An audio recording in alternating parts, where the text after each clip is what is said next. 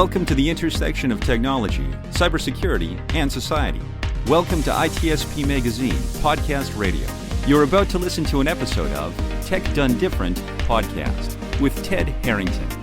Do you follow the pack or challenge the status quo? Join Ted as he explores how to succeed by going against conventional wisdom. You'll hear leaders in technology and security tell stories about how they achieve their success by doing things differently. Knowledge is power, now more than ever.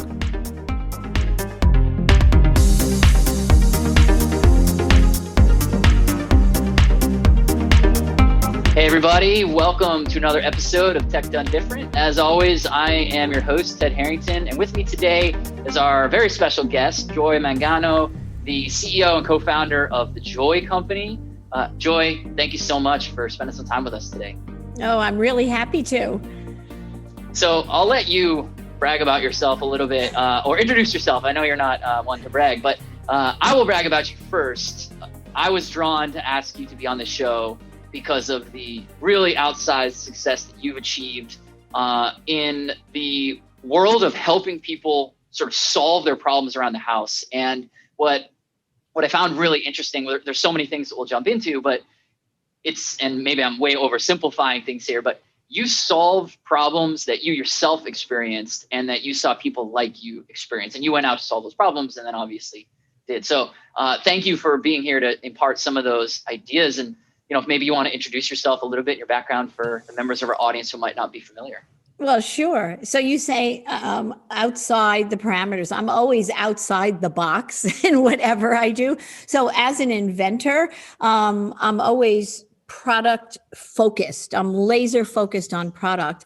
And very quickly, I started at 30 something, realizing that I was an inventor, after having blown up my parents' toaster as a child and ripped up the garden to do organic gardening before they even knew what the word organic was.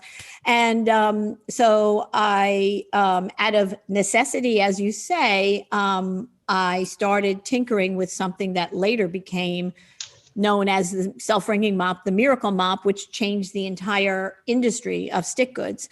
Lo and behold, this 30-something-year-old mom of three. So, beyond that, discovered a platform in electronic retailing that was absolutely a perfect conduit for what I did. Famous now for inventing innovative products, best in class in whatever we do.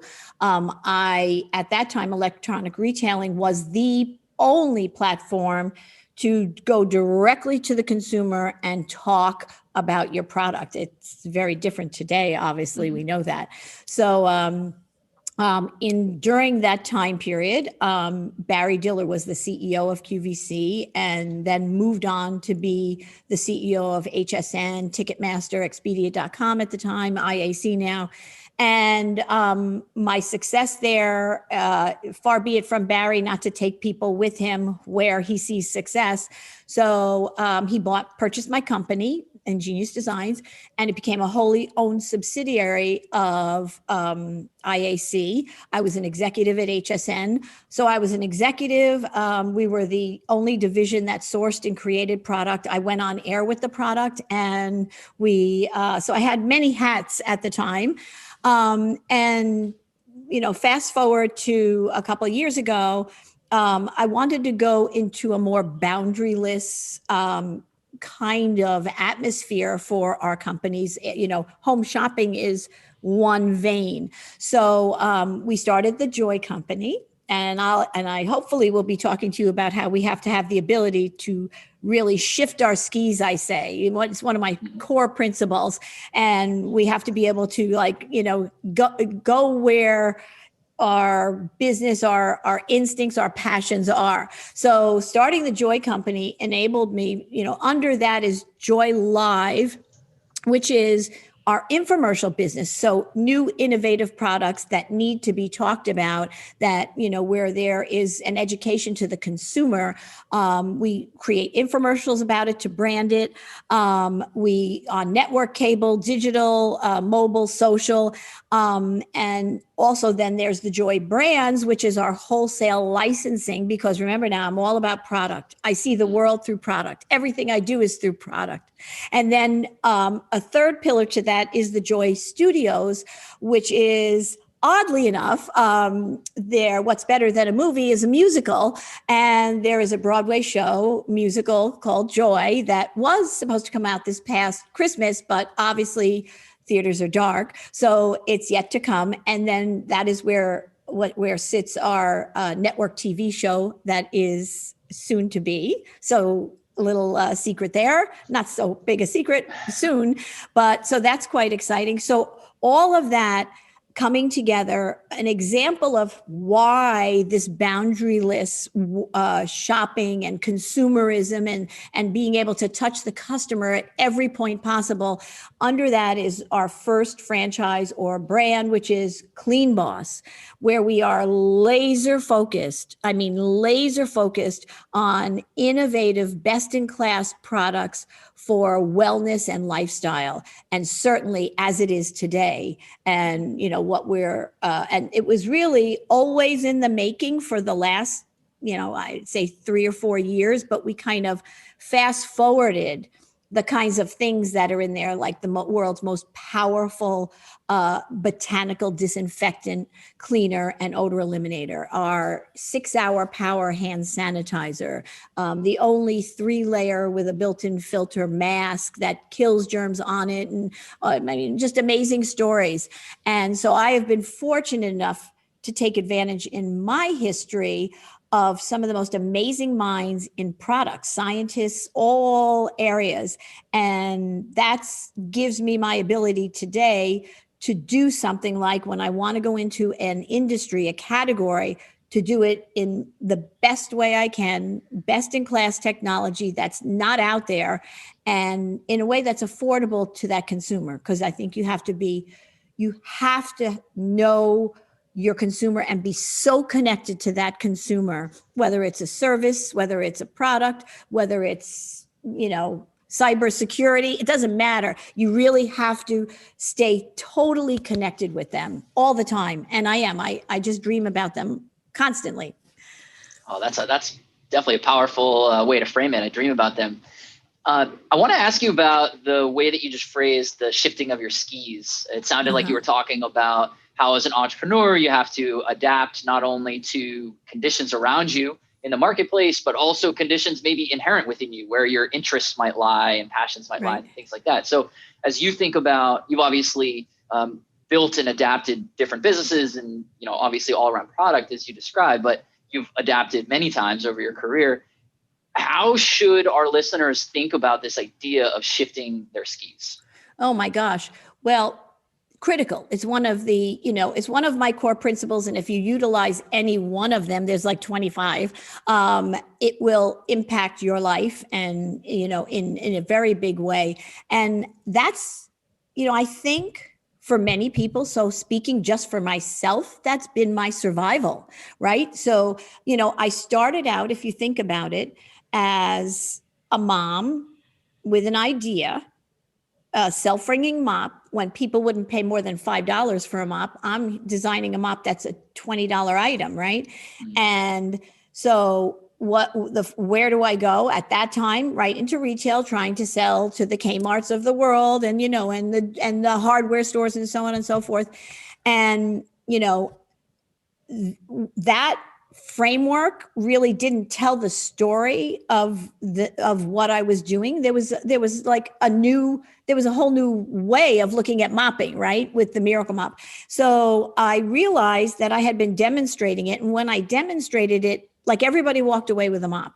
So hence I said, okay, traditional retail isn't going to work for me. Somebody told me about this QVC, this electronic retailing place, and me being, in college, the only class I cut was communications because I hated public speaking. So here I go marching up to this electronic retailer that goes into, 100 million homes and say, I want to sell a mop. And as the story goes, if you saw the movie. So, and it's true. And so here I find myself on stage being able to tell that story, and obviously hugely successful because the authenticity, right? If you're not authentic, if you don't, that consumer can smell it a mile away. And so you have to really mean what you say. You have to care about what you say and certainly represent who you are. So, and that, if you look at that, everybody around me at that time thought, well, here's a mop. She's all about cleaning, make a bucket, and then, which I did, and kind of stay in that lane because you've had such success. Well, if you look back now, it was an amazing revelation to me that, the consumer, as I sit here today, probably in a very unique position because I'm about innovation. And it doesn't matter where that innovation is. I have permission from the consumer to go into any category. I have even been more successful in storage and organization with a velvety hanger, something like a little velvety hanger that 1 billion across America, 1 billion hangers I've sold across America. And it changed that industry as well. I mean, it's amazing. So, and that's because there was an innovative idea that I had. You may not know, but, a few years ago, I was the first person to launch nonstick ceramic cookware. There was only traditional nonstick that nobody really thought about. Everything was made by DuPont and nobody really paid attention to it. It's just their eggs didn't stick. That was wonderful. Well, they never heard of PFOA. They never heard of PTFE. And, together with a brilliant group of people, we went up against, you can't imagine that industry. You know how big that industry is?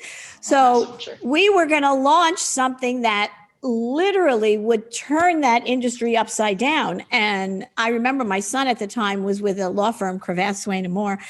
And he's like, Mom, you can't do this. You're just going to be in big trouble. And we stood up on stage. It was a year of just getting legal approvals for this ceramic nonstick that could go to high temperatures. It didn't have those chemicals in it. It was safe for the families. There was an amazing story about it.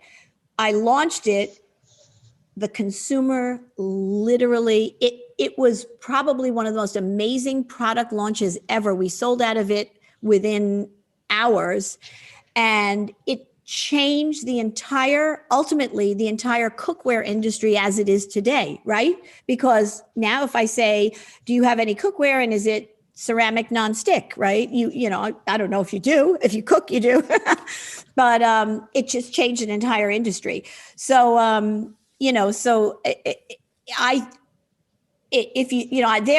not staying in a cleaning lane only. I realize that diversity and having the permission. So you have to really think about, I earned that permission from the consumer to be, that representation of innovation, no matter where it is. If it's in luggage with new luggage wheels that I designed, if it's a mop, if it's a hanger, if it's an amazing clothes steamer that, has 50 million bells and whistles, if it's new and innovative and it really is meaningful to them, Clean Boss, in these times, a disinfectant cleaner that is also an odor eliminator, that is a botanical cleaner, has the fastest kill time, is EPA approved and safe for children, pets, everybody.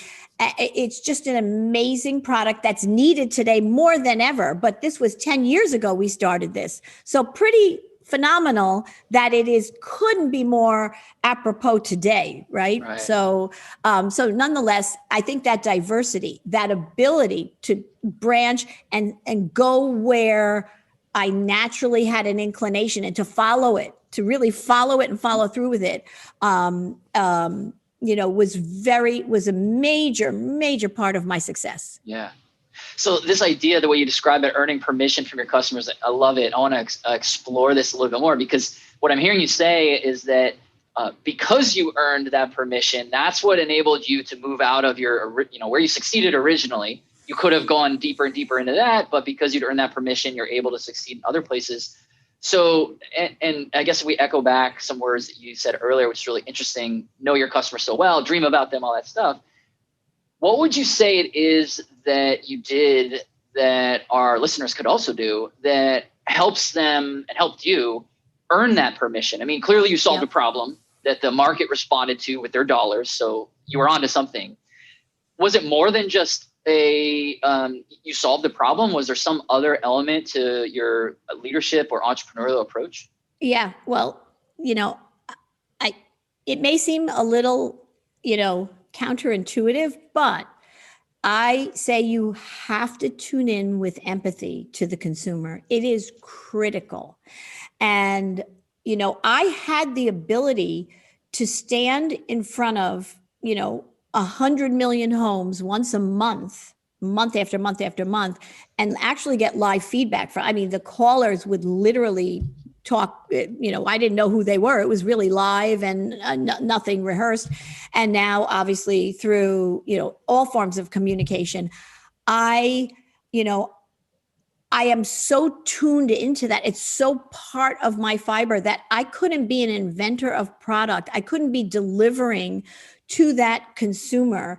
It's not just everything is a product, right? So it doesn't matter if you have a restaurant and you're cooking, that's your product. And your service is your product, right? So if you don't, really tune into that and care for them and work to whether it's solving their problems, making their day better, making their life a little bit easier, a little more affordable, and I try to fill all of the above. I try to check off every checklist. If you don't know me yet, you know that I'm trying to check off every box of all of those things.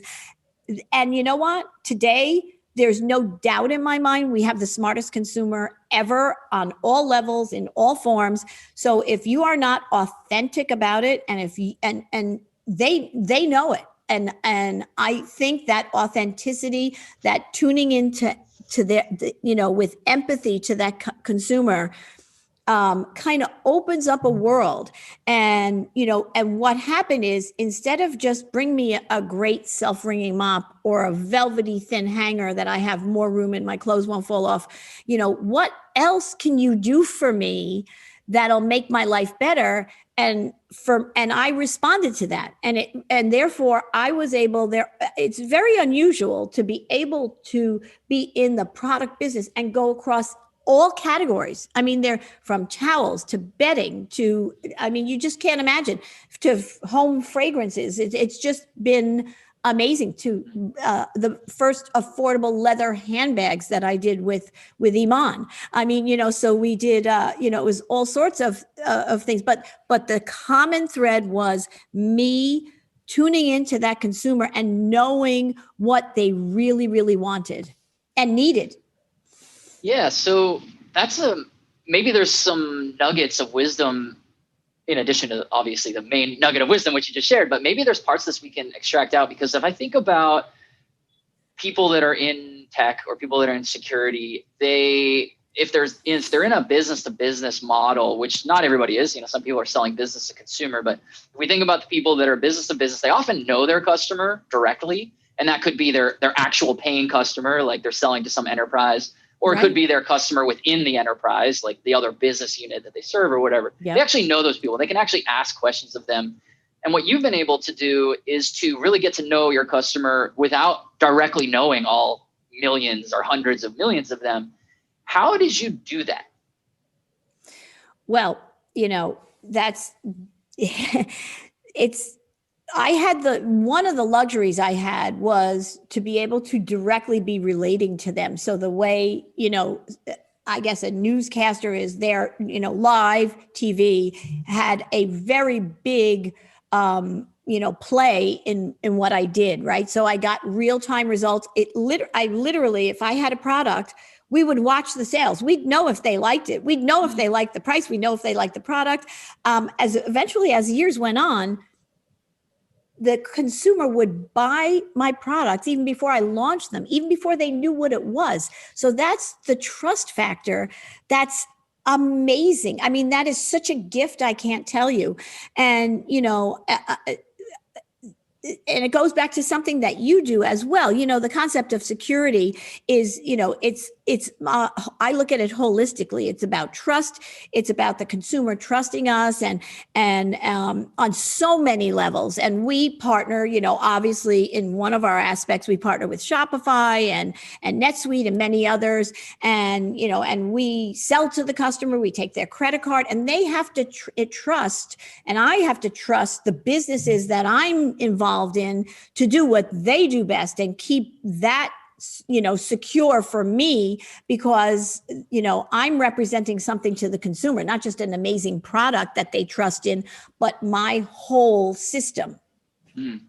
Yeah, that's a really powerful point, right? You are inherently making a promise to the customer that by buying your product, they're not going to have all of their credit card information, banking details, et cetera, leaked. Yeah, I totally agreed. And it's about trust. That's a great point. I love this perspective that you're introducing about authenticity and being authentic to yourself, and people can smell from a mile away if you're, not being authentic. So that advice is, it's both easy and difficult, right? Easy, like be yourself, and difficult, like, am I allowed to be myself? So how did you, and this might be hard because people who are authentic are often instinctively authentic, and that's probably just your instincts. But if you were going to try to break it down for someone who might be struggling with how to be authentic, not because they are a charlatan or misrepresenting themselves, but how do they let the true themselves come through? What are the things that when we're being authentic resonate with the people we're trying to, communicate that authenticity to? Right. So the first thing that's a little counterintuitive is you don't have to be an expert. I mean, you don't have to be really great at something to start something. So you don't have to be an expert, but to represent, and because anybody who's an expert, as there may be time that goes on and something new happens, they're not the expert in that anymore. So I always say there are no experts, right? Because it's an ever evolving thing. But I think that first and foremost, you have to be in a comfort zone for yourself, right? You have to be able to, whatever you're doing has to be, I think, somewhat organic to you. Even if you're, representing somebody else's business or doing something else, it has to feel organic to you, and you have to feel true to it. I always say my principles in my personal life are the same principles in business. I function all that way in one world.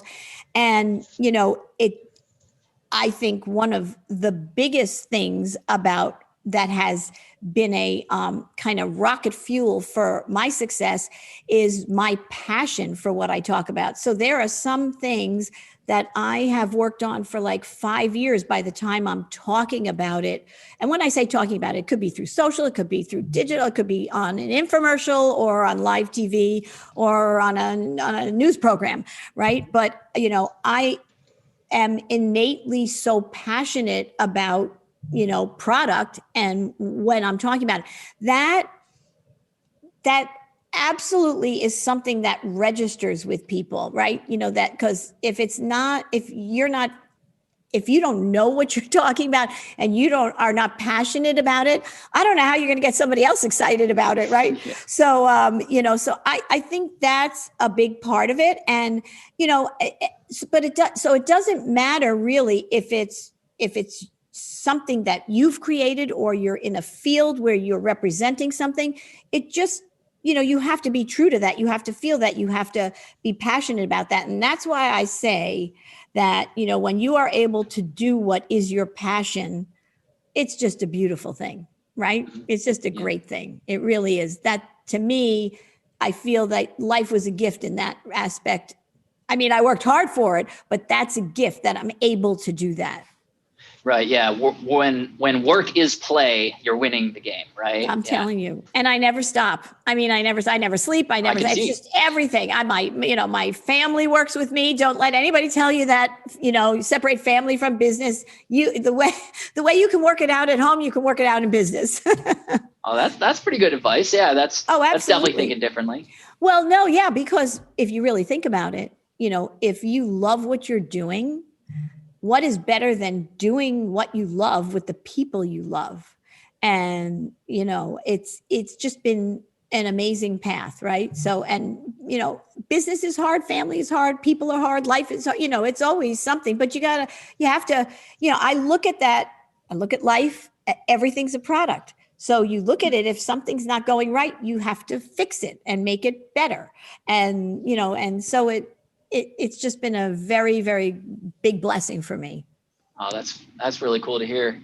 And even the way you just sort of summarize that all together, you've described what I believe is the whole ethos of security, make it better. And that's our whole mission. Like, something is never secure, right? But it can be better today than it was yesterday, and it can be better tomorrow than today. It sounds like that's part of what you advocate for as well. What's your take and philosophy around that idea of constant improvement? Oh, well, it's interesting. I have a little, core belief that life is not a lottery, and people think, you get to a point, you make something better, you have success, and that's it. You're done, right? Totally wrong. Totally wrong. That's just the beginning, right? That really is just the beginning with, once and there is success on all levels, right? So along the way, I mean, I'm working harder today than I did when I sold my first 20,000 Miracle Mops. So it's really, maybe there are some people in life that get to a certain point and say, hey, I did this, I'm done. But in general, and I talk there, what percent of this country is small businesses and entrepreneurs and everything? That is, there's success on every level. And, and I say celebrate those successes along the way, but never, and I've never thought that there's a point in time where you get somewhere and then you kind of sit back and relax, because no, there's the next, there's the whole next level of what you can do because of what you've created. Sure. And certainly someone like you and I have some similar wiring, the kind of people who are motivated to build things and improve them and make them bigger and solve problems. That's just like part of you. You don't just one day say, and I no longer want to do that. Yeah, exactly. Right. You're probably more pumped when you have success and you're like, okay, what's the next thing? Right. And, along the way, I think, for a lot of people, for me, do you know how many times I heard the word no? I can't tell you. And so one of the things that I say to many people, no is not a no. No is just go back and either figure out another way or, solve that, you have to get past that no. And obviously within reason, right? You have to be realistic, but I can't tell you. I mean, some of the no's were like, don't even bother, Joy. You're it's never going to happen. And, and yes, it made me step back and analyze exactly, everything from the business aspects to product aspects to everything. But that no always turned into an amazing, amazing success. Believe it or not. So I firmly believe a no is not a no. Oh, I'm with you on that for sure. It just gets you closer to yes every time you hear the no. Absolutely. Absolutely. So, but some no's, as you noted, are in fact, that is actually a no. How do you distinguish between the two? Because sometimes that no can feel final or permanent. And it's like, but if I just do it this slightly different way. So how do you parse that? Well, I think that, that's something that I think is very personal, right? There are people that really don't put that in perspective. Like, no, you can't sell your house to try this, because then your family won't have a home. I think that no makes sense. You might want to think about that, but one of the things interesting, in my industry of product and certainly product on TV, there's this whole world of trademark and patents and knockoffs, right? And so if I look back, I probably, and that, in my opinion, my son's, I stole him, but he was a litigator for a major law firm. I think that the patent trademark laws and are really haven't kept up with what certainly I'm experiencing and have experienced in my life. And, and I think as I look at that, there's in particular with Miracle Mop, right? It was a patented product, but, we had somebody manufacturing it. I lived in New York and in California, and we got this huge order from QVC, and they found out about it, and they were kind of unscrupulous. Let me just put it that way. And they raised the price, and I would have lost money to make all this huge life-changing order for QVC. So I embarked on getting the molds and bringing them back to New York so we could manufacture it, having never done that in my life. My lawyers in New York said, there's no way you're going to get any judge, any court to allow you to bring the molds. They have possession of them. It's just never going to happen. They're never going to let you take these molds. And so I flew to California, took my lawyer who said, you're not going to accomplish this. We met with a California lawyer who to this day says, I've never had a case like this in my life. It was just amazing. And so this business who was manufacturing the mop parts for me, said I can't take them because they knew what a huge future it was. We went to court. All the lawyers spoke, and it was kind of over and gloomy. And I got up and I stood up there and I told the judge, I told him a story about everything, all the details that kind of were the legal details, but other details. P.S. The judge issued an injunction that the next day the sheriffs were to go to the plant, take the molds. I was to come with the truck, and that they would be arrested if they didn't hand the molds over to me and let me truck them back to New York. It was the most unbelievable. There's a very legal name for that, which I forget at the moment, but it never happened in the history of it's just such a rare occurrence. But there you go. You add the human element. You add a judge I'll never forget him sitting up on that bench. I believe in the justice system, always have, and looking at the situation and making that decision, which was a legal right to sit, but normally takes a very long time to issue an injunction like that is very unusual. And that actual decision by that judge, me having the courage to go out there and do that, changed the entire landscape of the future of my life, period. Wow. What an incredible story. And I love that you did not take no for an answer in that, so that we could have that story and have you here today. That's just incredible. I'm super inspired. So as our time comes to a close here and we start thinking about sort of the future of what's coming next, what is something that, from your worldview, you see how the world is going to change in the next 12 or 24 months? Oh, well, if you ask me how I hope the world's going to change in the next 12 or 24 months, obviously we have had one of those, talk about changing your skis. The whole world has had to shift their skis. I think there's, obviously one of the businesses that we've created, the franchise of Clean Boss, is about health and wellness and answers a lot of the needs that we kind of I thought about because I'm a cleaning fanatic, but a lot of people didn't think about. Our lifestyle has changed. I think it's taken certainly business and moved them into another arena, right? A lot more is going to be happening in a different way, not lunch, tomorrow at down the block kind of thing, which leads into the world of what you do, right? Is a lot more is going to be happening. A lot more is happening already with consumerism and, not walking into a physical brick and mortar retail store. I think today there are many more platforms available to entrepreneurs, small businesses that never existed when I started. I think that is so inspiring.